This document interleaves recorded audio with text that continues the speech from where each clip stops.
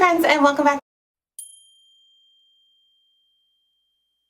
Today I'm going to be bringing a homeschool video. So I did 1 or 2 homeschool videos in the past when we first started, and everything was new and exciting, but I wanted to tell you kind of the nitty-gritty of where we're at, almost over halfway through our 2nd year of homeschooling. So if you're new here, I have 3 kids, 4th grade, 3rd grade, and pre-K or junior kindergarten, depending on if you're Canada or the States. I just want to start off with saying I love homeschooling. I never thought I'd be a homeschooling mom. It was not in my realm of genius, whatever that saying is. But moving to Nicaragua kind of forced me to be a homeschool mom. And there is a really great international Christian school here that we may send our kids in the future, but we've committed at least our first couple of years here to homeschooling. We need to learn Spanish just to get us adjusted as a family. We'll see how it goes. But the intentional relationship building that is happening between me and my kids, I just love. And one of my biggest goals as a mom is to have a close relationship with my kids all throughout until they're adults. I just want to be close with them. That's a big goal of mine, and I feel like homeschooling is really helping to move that along. We are just so close. A lot of that is just about how much time we spend together. So that has just been a really beautiful, kind of unexpected part. I mean, I don't know why I didn't expect it, but it's been beautiful to see. So that is my number one thing I love about homeschooling. Honestly, we're still trying to find our way. You know, we started off great in our first year. I just had Lilia homeschooling. Marissa wanted to stay in school. But we had a lot of bumps in our first year of homeschooling. So this 2nd year of homeschooling is really our first full year of actually homeschooling. And I think every family has bumps when they first start homeschooling, but ours, I think, had a few more than the average family. Started knowing that we would be moving right in the middle of the school year to another country. So like I said, that first year with COVID and everything that was going on, Lilia decided she wanted to be homeschooled right from then. Marissa wanted to get that last semester at school with her friends before we moved away. So a very responsible, sweet, artistic daughter loved the idea of homeschooling. My second daughter, social butterfly, no, she didn't want to do it unless she had to. Now she loves it. She really does love it, but it was definitely a hard transition for her at first. Our 3rd daughter, Rosie, she was in preschool 2 mornings a week when we started, so that was great because it gave us a really great concentrated time. Rosie is full of life, full of energy, loud, just her presence is known whenever she is home. So it gave us a couple mornings a week we could really focus and get some things done, which is something that we're still struggling with now because she is no longer in preschool. She's being homeschooled as well. You know, looking back on those first few weeks of homeschooling, those were some of my favorite times because it was just a really gentle, sweet way to start. Halfway through our 2nd month homeschooling, I started feeling really sick, and I think we all know how that turned out. Little baby Isaiah is now 8 months old. I was pretty much out of commission for our first trimester, my first trimester. I was very sick. I was extremely tired. When I was pregnant with the girls, you know, I felt sick, but life went on. I was still working.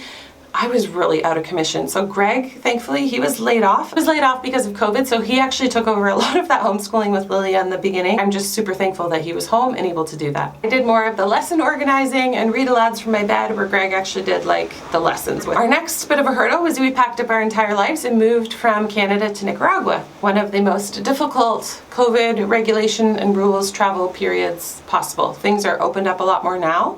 I mean, there's still a lot of restrictions, but back then, it was crazy. With our move, that meant my husband and I needed to take Spanish lessons, and homeschool very quickly changed from 1 kid to 3 kids and a lot more independent work for them because I had 4 hours of my own schooling plus homework every day to do for our first 4 months. Girls were super great about this. Even though they didn't enjoy the independent part as much, they really were so great and allowed Greg and I to get our 4 hours of schooling in, Spanish lessons in. They very much wanted me as their teacher again, so they were excited when Spanish lessons were done and I would be able to step back more into the homeschool teacher role and not just them doing a lot of independent work. But then we had another hurdle where we moved again. And my husband actually had to return to Canada for his father's funeral. Needless to say, between the grief, the stress of buying a home in a foreign land, and then the birth of our precious baby boy, which was just another little hiccup in our homeschool journey. First year was just a lot, and the girls powered through, and at the end of our year we just kind of dropped the extras that we had started with and just focused on the core subjects, math, language arts, spelling, they did a lot of reading and writing, math with computer that I didn't actually have to teach them. So that's kind of how we survived the end of our first year. And when I started, I kind of had planned to homeschool for a year with a good few breaks throughout the year. And we had a ton of breaks with just all of the hiccups in our life, but I found as we were getting to June, myself and the kids just needed a good solid summer break. So we decided to call it a year, have a good 2-month break like they would if they were in regular school. We still kept up with reading, they still did some math games on their computers, but they had a good solid 2-month summer break, and we started back up at the end of August. I'm super thankful for this time because moving, having a new baby, I just had a lot of home projects to do to make our house feel like a home here. There was a lot of clearing out of the previous owner's stuff that I had to do. Bill studied Spanish also with them during that time because we have a friend that teaches them Spanish a few mornings a week. So they still studied Spanish. But honestly, that 2 months was just so nice. I just snuggled up in bed, nursing the baby. Going into year 2, I was very excited about more structure. Like I've said in many videos, I thrive on systems and structures and routines, and also to have a space for homeschool. So we have moved our space just recently, but we do have a dedicated space to homeschool. It used to be in this converted garage, but we're changing that into guest rooms and a bathroom. So we've moved out of there and just moved into the front foyer of our home. We have a big wraparound porch and it's indoor-outdoor living here, so we don't really use our front foyer for anything. I think in the States you call it a foyer. I'm from Canada, so with that French accent we call it a foyer. But it just had a little side table and this big hutch that we stored a lot of our homeschool books in. So we just moved the desks and the girls have little tables set up in there, and it's just been a wonderful new space for us, and I love it.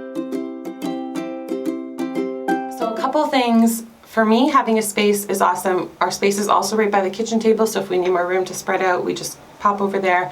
But having the kids separate is great because they're working on different things sometimes and they can distract each other. I have my desk set up in there so I can do some work when they're working on their independent stuff. So it's been an overall really great space for us. I have a homeschool video linked at the top and in the bottom so you can see the space. But for me, I just love having our own space. I know lots of families just pull out their stuff and do it at the kitchen table, but for me, the space is really helpful. Another thing that really works for us, I started off with a written planner. I just printed off some things. I didn't really know what I was doing the first year. I just didn't find I used it all that often. It was just another stack of paperwork that I needed to deal with. So I've actually converted to a digital planner, and just because I am the way that I am, I created my own so I could have it exactly the way I want it. That is also available for purchase on Etsy and on my website, so I'll leave that link down below if you're interested in it. But it just helps me to track things, to organize lessons, to organize projects, to map out what curriculum needs to be done by when. It's got a yearly planning section, a curriculum planning section, has a section to plan for each student so I can add to it throughout the years. It's been a really great tool for me as the homeschool mom to be able to keep things on track and organized this year, and I'll be able to use it over and over because it's an undated planner. I'll be able to use it over and over as we go through, and it'll be strictly for homeschool records and homeschool planning, and I love that about it. So if you're interested, I'll leave that link. When you live in Nicaragua and you don't have access to Amazon, you have to get creative with things. For example, the girls had scripture writing notebooks from the Daily Grace Co. last year, and we've repurposed them. They've already filled out their books. I didn't think to make photocopies, so we're just writing it into notebooks and then doing further studies from there. I'm repurposing one of my old Bible studies about the character of God. That's what we're working with right now. For our curriculum, we use the good and the beautiful for most things, for math, language arts, science, handwriting. So I have some spiral bound stuff that I had gotten printed before I left, but now this year I've just printed off. I love that. A lot of their curriculum is free. I'm loving the good and the beautiful. Their math we did not love for the first year. We abandoned that and went to a Kumon, more of a mastery program, because Lilia, it just jumped around too much. It's a spiral method of learning, and we just found that did not work for her. So we had to really solidify some basic math skills first. This year they have a new math program and it's been wonderful, and for the 4th grade actually, video lessons that accompany it. So I obviously help her with it, but she can do a lot of the math independently, which is great because then I can be working with the younger ones while she's working on that. So we've really loved the good and the beautiful overall. Printed these out for them to do last year, and they filled out a few pages and never got around to it. So they are going to be using this again this year and probably into next year too.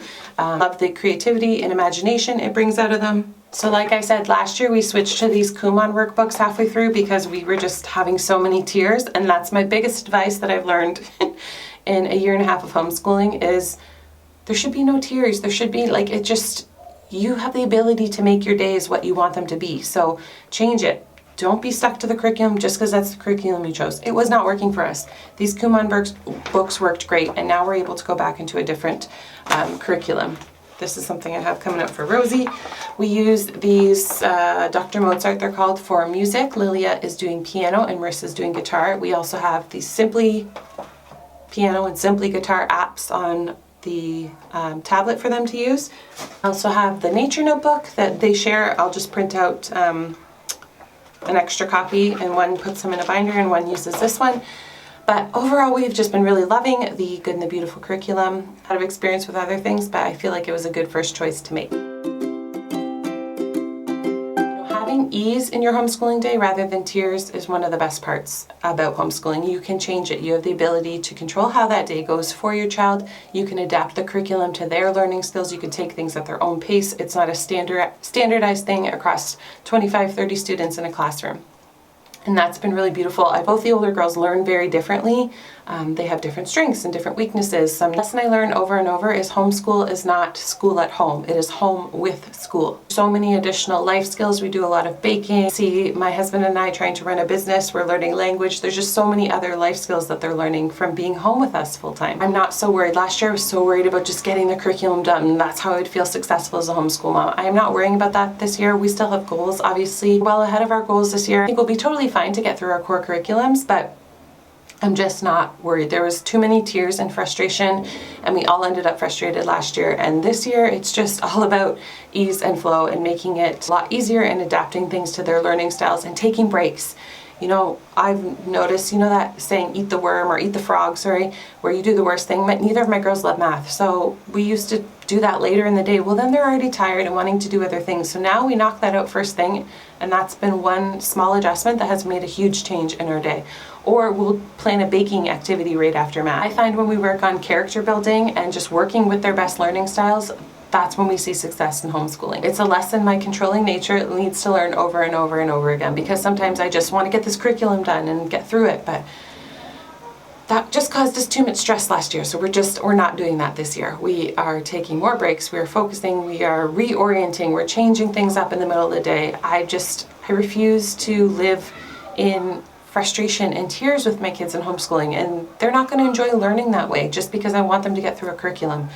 That's not happening this year. And I just want to touch on, if you have a child with special needs or different needs. With Rosie, our third daughter, she has some needs that I don't know if I'm going to be able to fulfill as a homeschool mom. I don't know if I'll be able to homeschool her. I think she may need more support in the coming years. We're homeschooling her now, and she's in speech therapy. I don't know, and I'm not going to be hard on myself about that. I'm just going to assess it with each child each year and just make a decision that way, because I think if you put too much expectations on it and then it doesn't work out, then you just get kind of heartbroken about it, and you feel like you failed as a homeschool mom, or that your kids could be doing more, or year by year, kid by kid. Just one thing I wanted to end this video with was outside tools and how helpful that has been for me this year. I tried to do it all myself with all that was going on in our first year, and it just felt overwhelming. Like I didn't enjoy it as much as I'm enjoying it this year. So for us, that looks like outsourcing Spanish lessons. I was doing Spanish lessons with the kids. Now they have a Spanish teacher 3 mornings a week, and it's going so much better. Another thing is OutSchool. They have done various classes on OutSchool. I'll leave a link for them below. I'm not affiliated with them in any way. I just think it's an awesome program. I came up on like an Instagram ad or something for me, but they've done ballet classes, different like horse clubs, like different learning clubs. There's literally everything. Learn to draw, learn to whatever you want to do, different social clubs, literally everything on there. And you're with kids from all over the world, and a teacher runs it and facilitates it. So that's been a really great program for my kids that they've really enjoyed and looked forward to. Another thing obviously is the library. We didn't have that at first. A church fellowship at the local international school here, and they allow the homeschool families to be a part of after-school activities and to use the library. So we go to the library once a week now. The kids are really falling in love with reading, which I love because I don't read nearly as much as I used to, but as a kid I loved to read. I always had my nose in a book. So it's so great to see my kids turning into that and getting excited about getting new books. That was kind of one thing when I first got here. I was like, how am I going to get books for my kids? So we were doing stuff on the Kindle, and yeah, I would prefer them to have books. I prefer a Kindle for myself, but for the kids I want them to have books in their hands. And they also let them do after school little camps. So right now the kids are in Frisbee camp and soccer camp, and they get to socialize and be a part of the after school clubs, and as they get older they'll be able to join the team, which is one thing about homeschooling, because I was so active in sports that I thought my kids would really miss out on. So I'm so grateful that we found this school that allows us to do that. There's different programs in various cities that your kids can get involved in sports in other ways, but I just think that's a really important thing, and I'm super grateful that the school here allows our kids to be a part of that. And I know there's a lot of places that have homeschool co-ops. Unfortunately, that's not something that we have found here. There are a couple of other homeschool families that hopefully we can get together with in the future a little bit more. We've gotten together off school times, but we'll see. We'll just take it as it comes. But overall, I'm just loving homeschooling. If you are interested in homeschooling and you want to talk more, feel free to message me or email me. I feel like we really survived our first year, and now we're really starting to thrive in our second year. So I'll leave the homeschool video linked and the digital planner video linked. Like I said, just having a space and having this planner have really helped me just to be a more organized homeschool mom/teacher. We joke around with the kids if I'm mom or teacher, depending on what part of our day we're in. But anyways, thank you guys so much for watching, for being here. Subscribe if you're new here. I'd love to have you, and I'll see you on the next video. Bye.